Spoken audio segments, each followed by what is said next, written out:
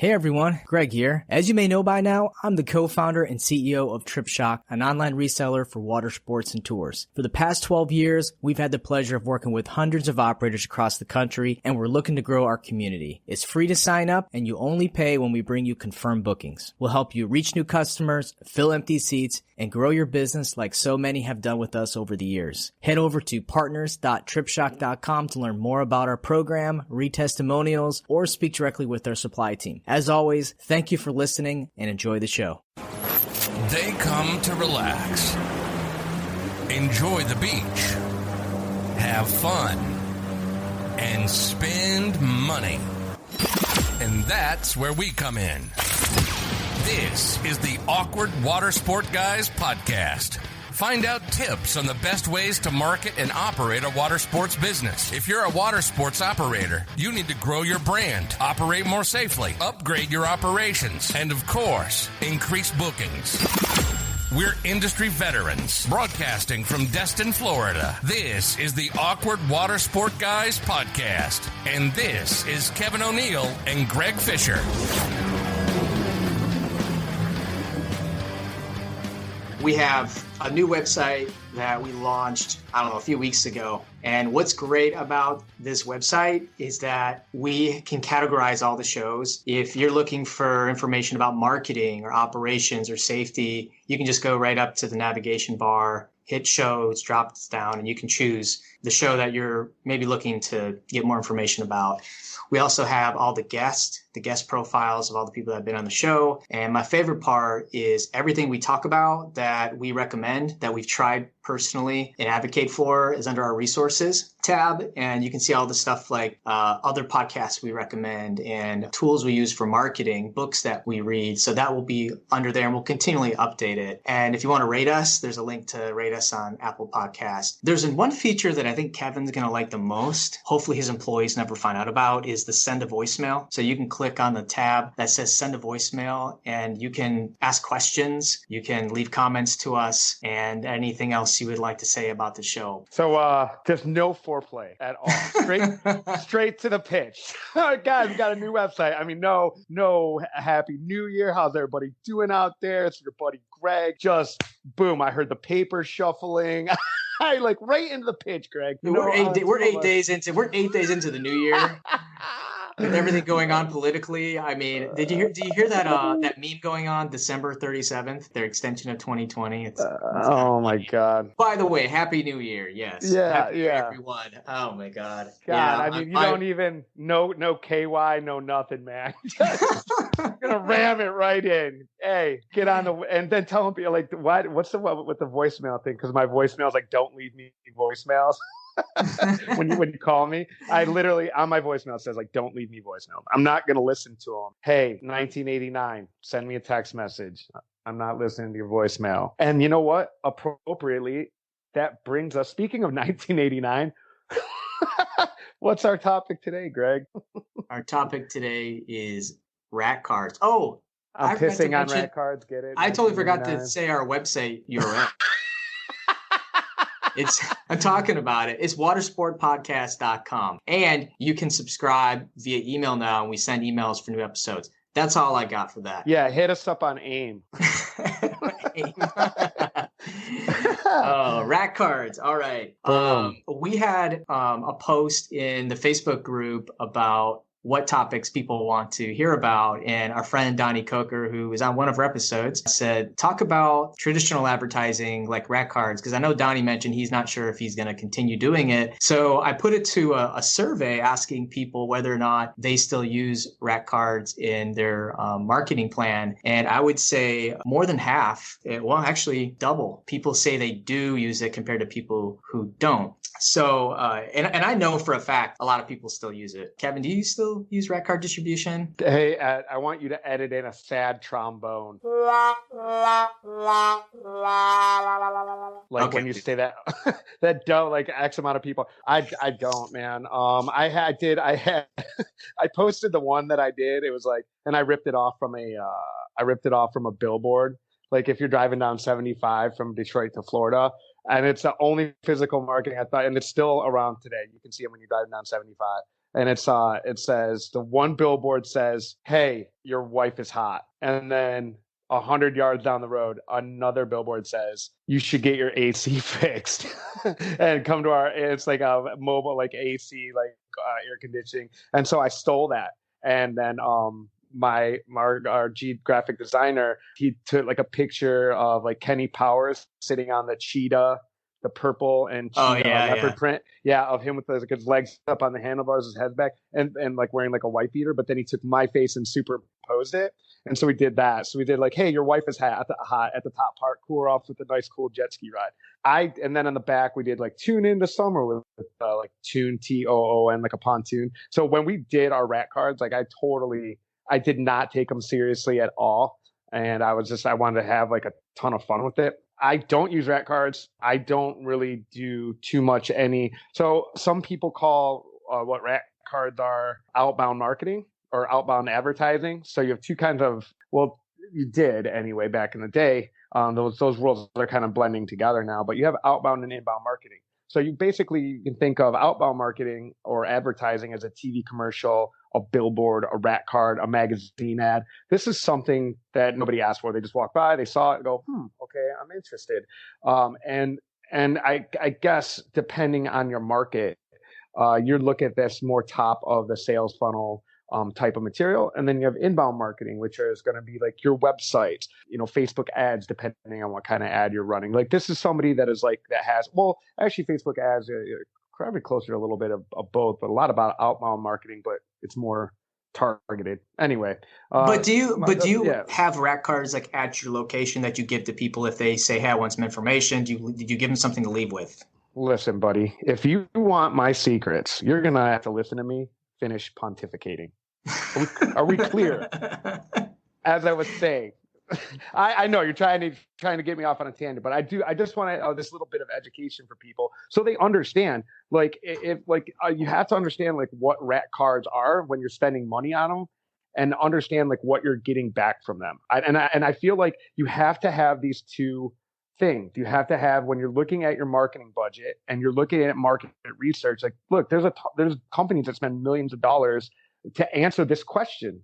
So I do have one piece of physical marketing. I don't know how far we're into the show because I really wanted to get into it before I give them my little gem of my marketing, which actually came accident. No, I do not give people out rat card flyers to leave with them. They're going to end up in the garbage realistically. So I give somebody a piece of physical marketing that's something that works for us and that works for them. So we had Ryan on the show, right? He talked about the duality of functions in your business.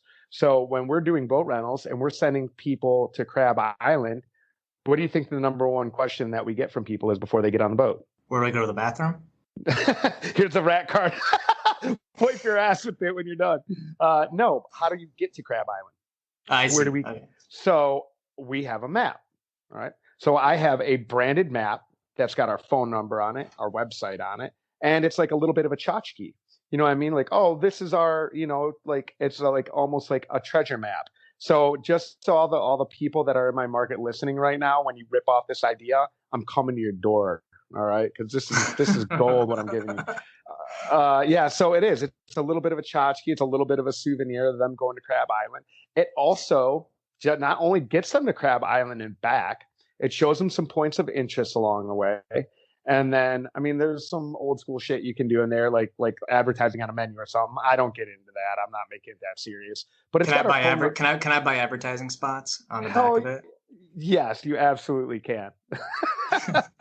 just for weird shit that doesn't exist, though. I'll just add them to it.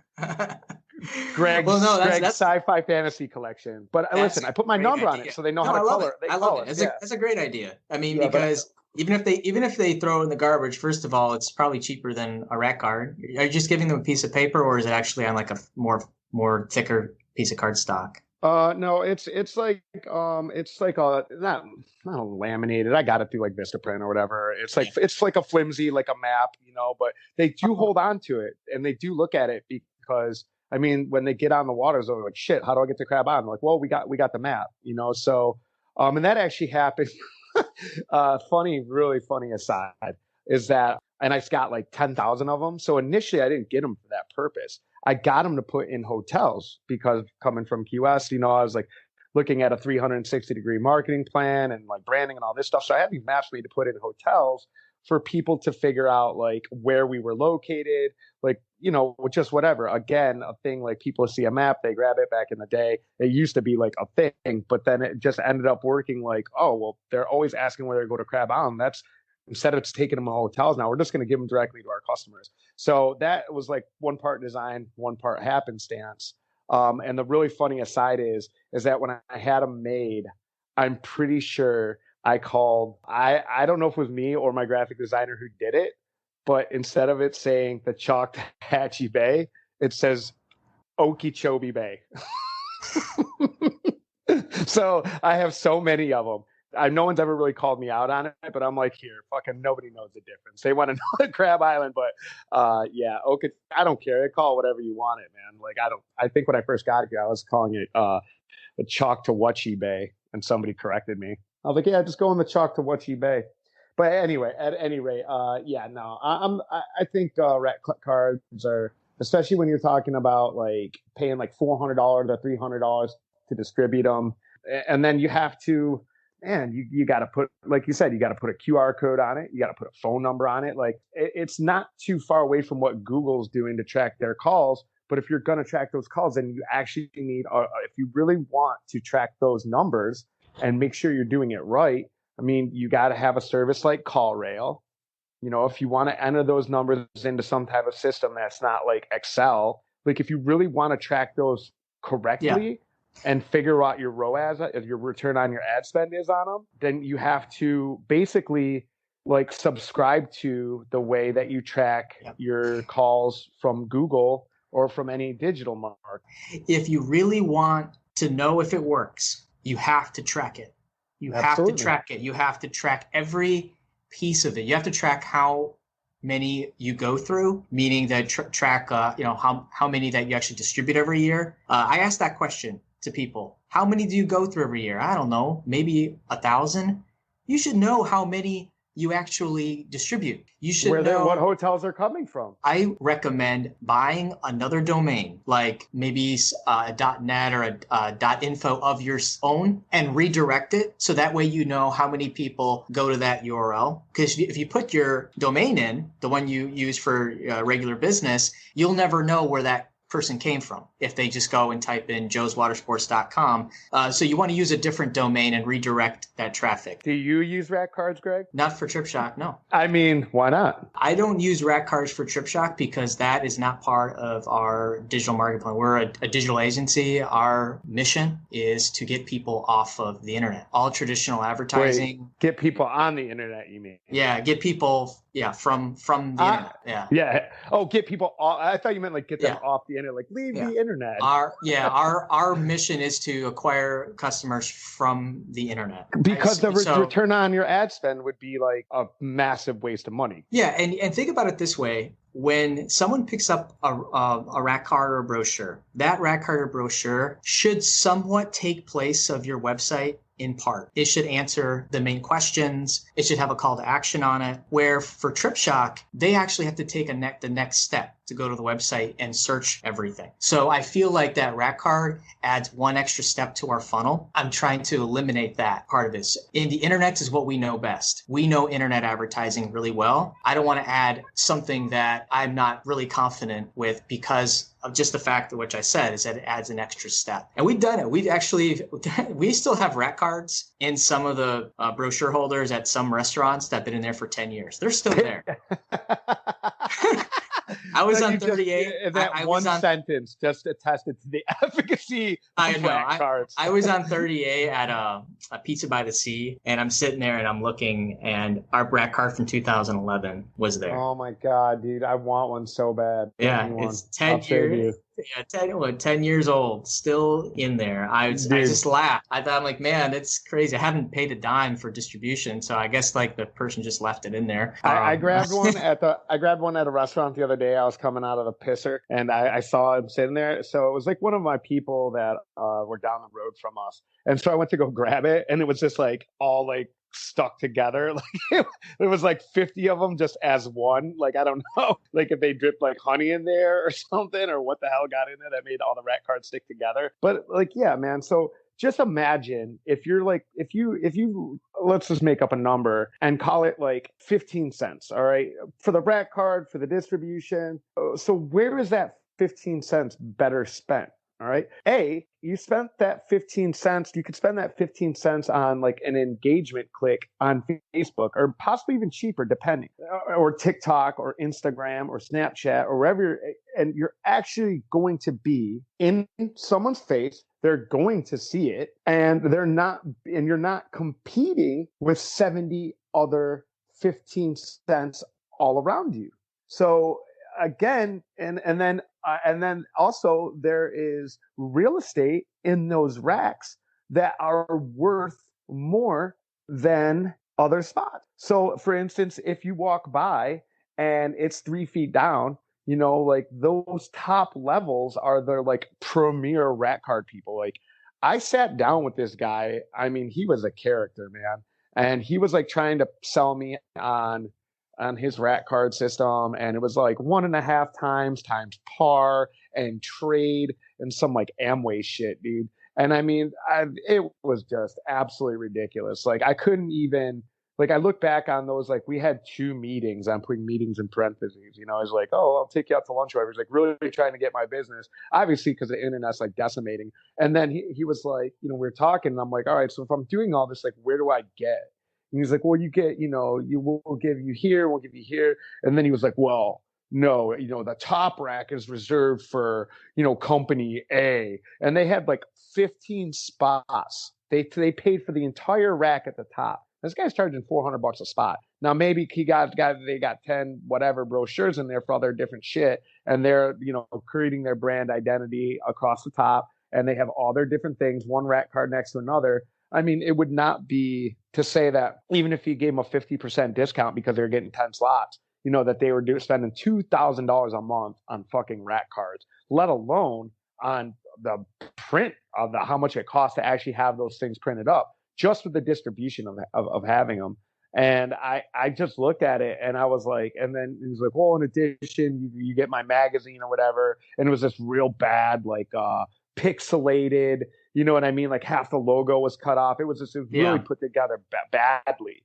And I looked at it and I was just like, man, I wouldn't, like, this makes my company look horrific. I would never do, as a consumer, I would never buy something from somebody that can't even manage to tell me what the hell it is that they're selling in this like off, like crappy looking presentation. You know what I mean? So yeah, but there's markets where you have good and probably bad distributors. All right. So like, I don't want to speak for every market, because there's probably some guys that will do it well, that have good racks. They have a good system. It's, you know, more objective as far as space is concerned. But the idea of doing rack cards is not a bad idea. I think, Kevin, you and I agree that your money is best spent elsewhere. But if you have a decent marketing budget and you want to try it, I say go ahead. If it's reasonably priced, go ahead and try it, because until you try it, you don't know. And most people, when I ask them, does rack cards work? They say yes, and I ask them how, and they can never give me a clear answer. They can't say, well, I got 300 phone calls from it, and I had 1,000 clicks, and I had, you know, this much revenue generated from it. They can't tell you. So I say, track it, call rail, domain tracking, make sure you have everything set up so you know at the end of the year you can go look at it with your employees or your ownership and say, yes, this worked. This is how I know it worked. But if you don't do that, you'll never know. Get it tracked and then decide, can I afford it? Try it a year. If it works, then continue doing it until it doesn't work. It's not difficult to do, but there's also some free places that you can put your rack in. So to say distribution is one thing, getting rack cards printed is another. I love your idea, Kevin, and I would recommend thinking outside the box on those things. But like the CVBs, the chambers, lots of hotels that own their own racks might put it out for free. It doesn't hurt to do that. Honestly, if you can get into 20 places for free and it only costs you $500 a year to make rack cards, I would do that all day long. I mean, even if if you can't track it, I mean, that's I'm gonna be the poo guy, man. And it's just like it just depends on when you catch me. Like I think 30 minutes ago I come into this conversation and I say something else. But like the more like advocacy you do for rack cards, the more I'm like, nah, that's fucking ridiculous. Just to be that guy. But so again, I can't. This is the way my brain works. Like I start thinking about all that effort, right? So you don't pay the distribution, okay? It's free. Well, you can either pay somebody to go do it, but if we're talking about a new guy and a new startup water sport company, who is going to go distribute all that shit? Now we know these guys, man. Like, they're like half these guys don't, like, oh, well, I don't want to pay for it. They hate marketing. They don't want to spend a single dime. I think everybody's trying to rip them off, so they want to do everything themselves. So you got to think that through. So if the most impact for all these, CVBs and free hotels that have their own racks and restaurants and all this stuff, and you might be able to work some out. I mean, there is a lot of street beating that that comes along with that. You got to go knock on doors. You got to talk to people. Now, with that being said, I will go ahead and play devil's advocate to my devil's advocate. You're making interpersonal relationships then. You're going out and talking to somebody. You're talking with other business owners. You're networking. You're creating a relationship with that person. So there's a sort of like inherent value that comes with actually going and doing that and saying, hey, like if you have anything, like I could tell about my customers about your restaurant, we could like work and create some synergy. And there's some like those type of relationships that are born from things like that are absolutely invaluable. So there's an intrinsic value to if that's your approach, that's worth millions of dollars. That could be a new spot for you. There's 100 things that could be born, thousands of things that could be born. I agree with you. I worked in hotels before Trip Shock. The guys that came, the owners, I'll tell you, the owners of the water sport tour companies that came, handed their rack cards to us, introduced themselves, gave all my staff free rides on the tours and the rentals. Man, that went a long way. I was always giving their rack card out. They built a relationship with us. Right. So, the rack card was definitely helped us sell them because people came and said, hey, I want to go on a boat tour. And I said, oh, I have a rack card right here. I had it behind the desk. So not many guys go the distance to do that. But right now, most destinations have a season. So in the off season, this is a perfect way to utilize your time, get out in the community. I highly recommend that. Yeah. And I also wanted to say, like, so it also depends on what stages you are in your business. Like you said, there's an operator out in Orange Beach that he's been using some like coupon book and it really works well. It really works well for him. So it's like, you got to kind of like, again, you have to get granular on all this type of stuff. When it comes to your marketing, how you're acquiring your customers, I mean, unless you absolutely hate it, but so, and sometimes they do. They just go, well, like, hey, man, I'm in a coupon book. I'm in these rack cards. I've been working with these hotels for the last 20 years. We have these concierges. We have people sitting at a desk. They sell us. They take X, we give Y, and it works out for us. And at the end of the day, it's like, if it ain't broke, don't fix it. I hate that saying. I think everything should be looked at. You should examine every single corner of every single orifice of your business constantly. You should be looking and making changes, according to what new information you get. But again, if your profit margin is super healthy and you've been doing things a certain way for a long time, then, well, like why is there really any room or any need to change what you're doing if that works for you? It all depends on what your goals are and where you're at. So while I love to poo on old market and be like, hey, next week we're going to be doing shows on AM radio in the yellow pages, see how that works out. But still, again, so yes, there's some intrinsic value.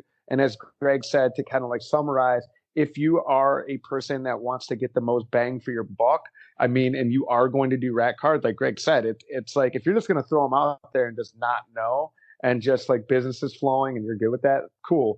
But if you're like, where are my marketing dollars being spent? Like, how can I optimize that? How can I shrink my marketing costs? Like, he's absolutely right. You have to create like an entire system devoted to tracking those. Like, some guys have stickers that are on each, that go to each hotel. So, they so that they know like exactly how many rat cards are coming out of each market. Here we have 38, Pensacola, you have Navarre, you have Destin, you have Fort Walton Beach. Like you might be doing gangbusters, out of Pensacola or Navarre or whatever it may be, one sub-market, and those rat cards are just boom, boom, boom. People are calling, you're getting a ton of business. Down 30A, they might look at rat card for a jet ski rental in Fort Walton Beach and just wipe their ass with it and walk away. So I mean, it's just, you know what I mean? Like you have to know. And that's and Kevin, you're a pretty objective guy. If I proved to you that I had a 6x return on rat cards, you would say, you know what, I'm wrong. But then again, no one has ever proved that to me.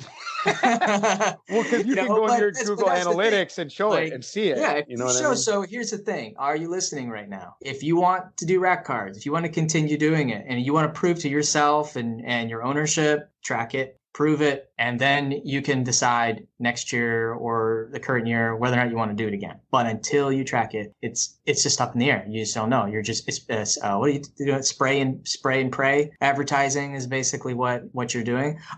Real quick though, someone asked about design, rat card design. What are some of like our thoughts if you decide? I mean, any design you do, flyer or whatever, web graphic, I like to see three things. And if you don't get these three things, then you're just missing out on your opportunity to captivate that person. And one is trust, and trust can be your reviews or how long you've been doing it for. If you're parasailing, I've been parasailed 100,000 flights.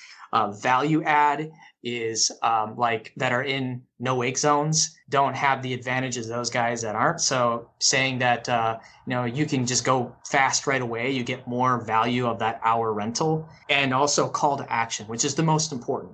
What did you do next? Call to book or book online. So those three aspects are extremely important. When you get into the design and the colors, obviously you want something that sticks out, because if you look at all the rat cards in a rack of like 100 different ones, you don't want to be the dark colors. You want to be something bright and visual. And if you just look at them, pick out the ones that you notice. Like that's the best advice. Just go to a big rack with 100 cards and pick out the ones you notice, and then that's the design you're going to want. Keep it a real big one. And there's a huge. This is numero uno of the rat card Bible. Is you got to have an attention-grabbing headline at the top, because the way most racks are set up, half that shit is hidden anyway. So the top is like, that's why I said, like in big, huge letters, our shit said, "Your wife is hot," like in big letters. Like, dude, our shit, you know what I mean? Like, I wanted to make sure it said something insane. You know what I mean? It's like, it's like the Donald Trump way of advertising. You know what I mean? Well, we saw how that worked. But my first foray into rack cards, I went really cheap. Like copy paper. I did my first flyers. My first business was all done on copy paper, and I cut them out. And I went to all. Dude. I put these out all over the place. And then like a month later, I went back to see like how they were doing. Humidity got to them, so they were like folded over. And one place I went to, they were just scattered all over the like someone took them and like threw them up in the air like Snoop Dogg did with the $100 bills, like confetti. They were all over, and I'm just like, oh my God, Greg, that is called making it rain, dude. They made it rain with your rat card flyers? No, somebody, right before I walked in there, someone made it rain with my flyers that I used on copy paper because I tried to save a buck. It was a disaster. It was a total disaster. I'm like, wow, I'm an idiot. I love this show, man. Like, you always do it. You always manage to totally, genuinely say something that is so phenomenally white and awkward. Like Snoop Dogg came and threw it up in the air, and I don't know what you call it. It was like confetti. Like, you mean like make it rain, dude? Like, they do Snoop Dogg. Like, that's it. They made it rain.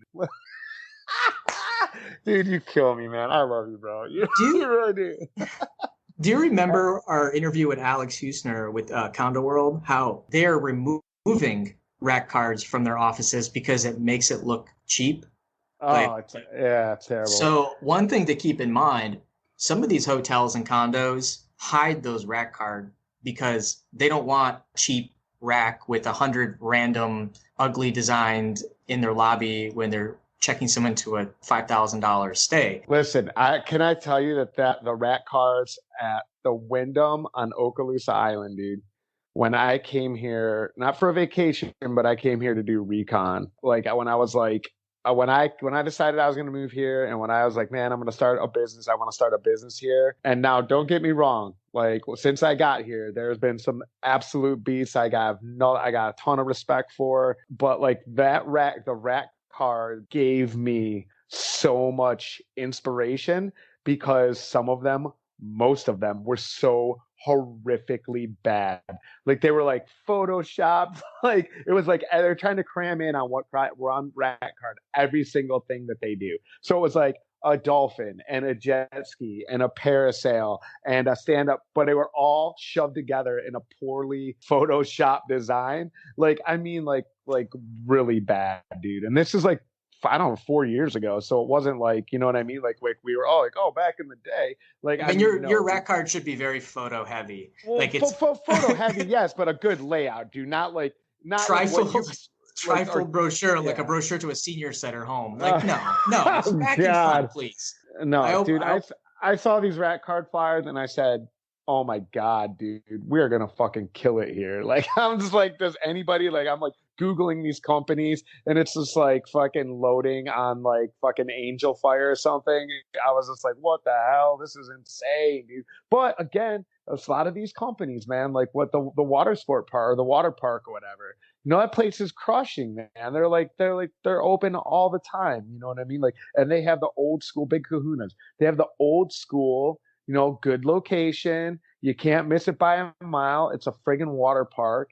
You know, they have rat cards. They do magazine stuff. You know what I mean? Like their website's pretty clunky, you know, and they're packed out, whatever, 7 days a year. They don't have to reinvent the wheel. So, I mean, they could probably put a picture of somebody taking a shit down a water slide and they'd still be sold out every day, dude. You know what I mean? Because it's like, well, you've been here for 20 years. You got your client base. It just doesn't matter, you know. But for you new guys, for you young guys that are getting off the ground and you're getting ready to like rock and roll and you're ready to crush it. And if 2021 and you want to be relevant and you want to get in there and compete with those guys that have been in business for 20 to 25 years, who have their client base built, who have their connections in the community started, and you're just getting started with a fresh new business, I would say, unless you're really getting ready to put into a ton of investment and time and energy into doing rat cards right, I would say focus on Google, focus on your website, focus on paid, and you will get people through the door at a fraction of the headache. You'll know where they're coming from. You'll know how to, you know, and as you get further and further in your career, and start working with other people who start helping you with this sort of stuff, and you're not DIYing it, it's a much easier process to to guide yourself through. Kevin, you make a good point. And you said it earlier too, is the time. Like if you don't use a distribution service, you decide to do it yourself. It's a lot of time to go and like you said, there is some intrinsic value of developing the relationships as you. But if you're just sending one of your employees to do all the distribution. And I think when you don't use a service, though, the chances of your stuff getting thrown in the garbage, I can't tell you, being in hotels, how many rat cards I've thrown in the garbage. I've probably thrown away thousands of dollars of rat cards in the garbage because they drop them off in big bundles. I never see the owner. I don't know who these people are. I'm not going to recommend them unless I know. And that is, don't just send an hourly employee to drop off rat cards unless you've already established a relationship with that hotel. I'm going to tell you where those rat cards are going to go. They're going to go in the trash. Not worth it. Rat cards, I give it a thumb sideways. I don't give it a thumbs up. I don't give it a thumb down. They said it just depends on where you're at in your career and the time, energy, and money that you want to invest. And with that, I know Greg wanted to keep his editing time low, but we are getting in on an hour just on rat cards. So with that, I think we got a bow on this baby. Is there anything else you want to add, Greg? Rat cards? No, I agree with you. I give it a sideways thumbs up. If you have a bigger budget and you want to try it, track it. If it doesn't work, eliminate it the next year. And if you're a new guy, I would say get rack cards done or do something creative like Kevin did with the map to have something to give when people leave, or to give to the CVBs, the chambers, stuff that is free and you know that's going to be distributed, and also track that. And that's all. That's right. All right. Hey, guys, thanks for listening. And I'm going to outro this one. Keep it awkward. You've been listening to the Awkward Watersport Guys podcast. If you're in the water sport industry, this is the podcast that brings the business perspective to parasailing, jet and ski boat rentals, sailing, snorkeling, and everything else. We hope you've gotten some useful and practical information from this show. Be sure to sign up to our email list at watersportpodcast.com and subscribe in your favorite podcast app. We'll see you next time, and thanks for listening.